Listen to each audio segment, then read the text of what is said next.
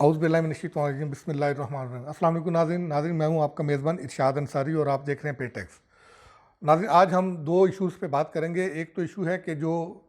हमने अपने इस सोशल मीडिया के प्लेटफॉर्म से रेज़ किया था, उससे काफ़ी अवाम के जो है वो मसाइल हल हुए। उस पे एक डेवलपमेंट थी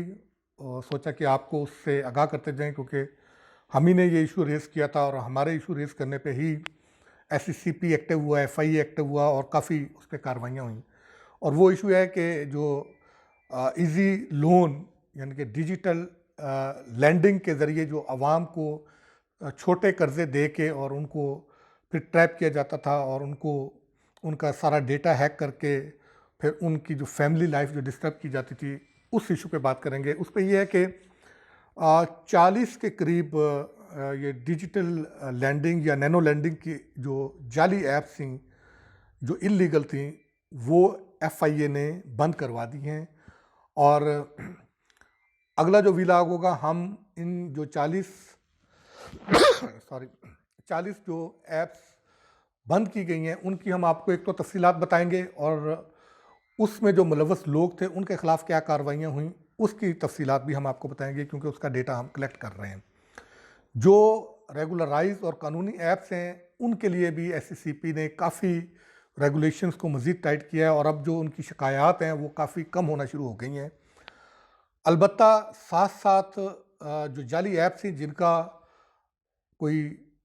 11 से 12 अरब रुपया मार्केट में फंसा हुआ था, उनके बारे में भी ये इंकशाफ हुआ है कि वो अब नाम बदल बदल के दोबारा से जाली ऐप्स साथ साथ कायम कर रहे हैं। लेकिन वो ट्रैप उन्हीं लोगों को कर रहे हैं जिनको उन्होंने पहले कर्जा दिया हुआ है और उनका मकसद ये होता है कि ताकि अब वो उनकी जो कि इलीगल ऐप्स थी तो वो फाइनेंसिंग इस तरह जो है वो लैंडिंग और लोन्स तो नहीं दे सकते थे, मगर वो आवाम को दे के और उनसे लूट रहे थे। तो अब उनके पास कोई कानूनी अथॉरिटी तो नहीं है, अब वो इसी तरह जाली ऐप्स दोबारा बना के उन लोगों को ट्रैप करके उनसे अपने पुराने पैसे रिकवर करने की कोशिश कर रहे हैं। और SCCP विजिलेंट है, उनके ऊपर भी साथ साथ एक्शन उसी तरीके से कर रहा है। और दूसरा, हम FBR से रिलेटेड आपसे दो इश्यूज़ पे बात करेंगे। एक डीम टैक्स है और डीम टैक्स के हवाले से FBR ने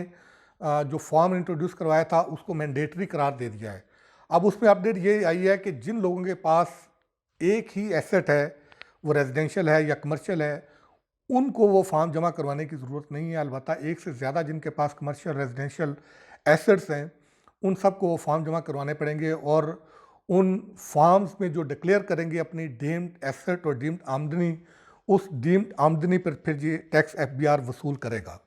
और इसका एक चूँकि ये सब जुडियस मैटर है, अदालत में भी ये मामला चल रहा है, वहाँ पे जो लास्ट हियरिंग हुई है तो उसमें FBR की तरफ से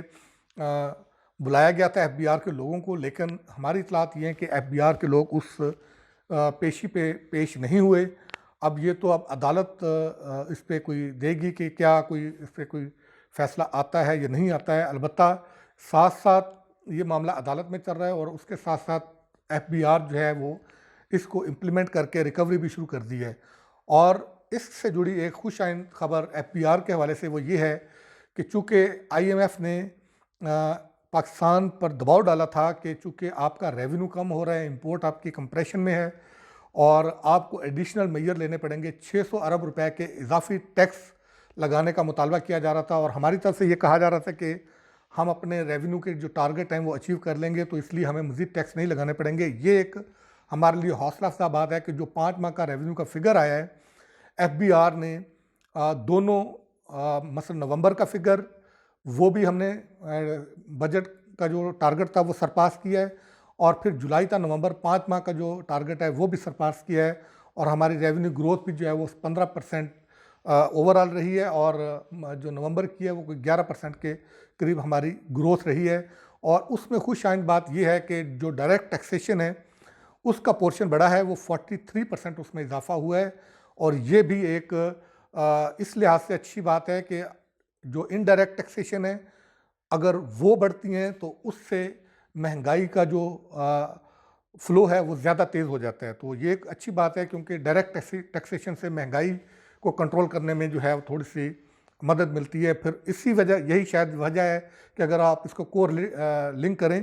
तो हमारे जो नवंबर तक के इक़्तिसादी अदाद-ओ-शुमार आए हैं, उसमें अगरचे बाकी अदाद-ओ-शुमार काफ़ी हमारे को इतने हौसला अफ़ज़ा नहीं है। हमारा एक्सपोर्ट भी नीचे गई है, हमारी जो है वो इम्पोर्ट भी नीचे गई है। इम्पोर्ट अगरचे नीचे जाना अच्छा बात है, लेकिन बहरहाल इसके साथ-साथ हमारी तरसीलात ज़र हमारे नीचे आई हैं, एफडीआई हमारे नीचे आई है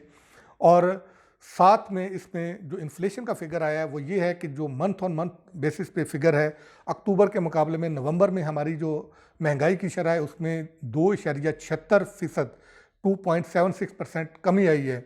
लेकिन जो 5 माह में महंगाई है वो उसमें इजाफा हुआ है, सिर्फ नवंबर के महीने में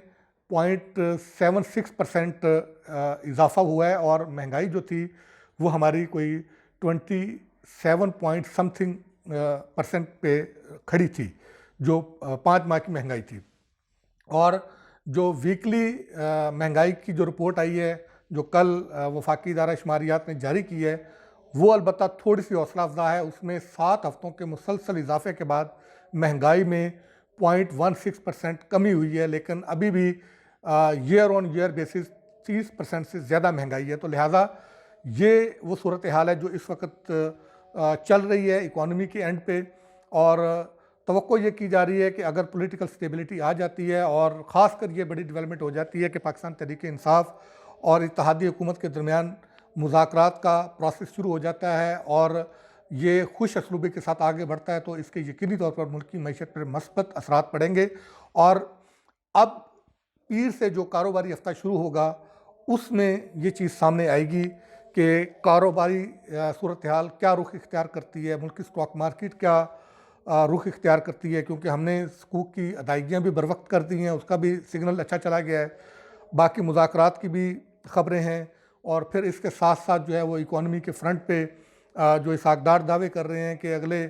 5 से 10 दिनों में मुल्क के ज़र मुबादला के ज़खायर में भी जो है वो बेहतरी आना शुरू हो जाएगी। तो ये सारी सूरत हाल रिफ्लेक्ट करेगी जो पीर से हमारा कारोबारी हफ्ता शुरू होने जा रहा है, तो उसमें पता चलेगा कि क्या मुल्क की स्टॉक मार्केट मस्बत रुझान के साथ जो है वो ओपन होती है या नेगेटिव रुझान के साथ।